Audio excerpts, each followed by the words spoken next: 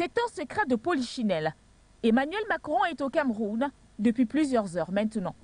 Il a foulé le berceau des ancêtres dans un contexte de répression aggravée et surtout 2 années et demie après avoir promis à un citoyen camerounais qu'il a interpellé à Paris au sujet de la situation des droits humains au Cameroun, qu'il mettrait donc le maximum de pression sur le président camerounais Paul Biya pour que cette situation cesse.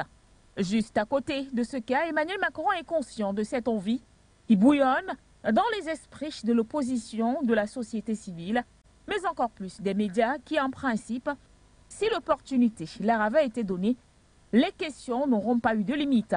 Illustration, le système électoral camerounais qui, selon une certaine opinion, ne permet pas d'avoir des élections libres et transparentes. Source alors, pour la plupart du temps, de conflits. Un élément pas du tout négligeable, le fait, pour une bonne partie de l'opposition, justement, qu'il n'est pas possible que les deux chefs d'État n'abordent pas la question de la transition à la tête du pays. Avec le refus donc de l'injonction médiatique, comment en savoir davantage sur le sujet, au même titre que la transmission du pouvoir de père en fils de Biya et bien sûr à un autre, en l'occurrence son fils, pour lequel des mouvements de soutien se font de plus en plus brillants dans la capitale politique.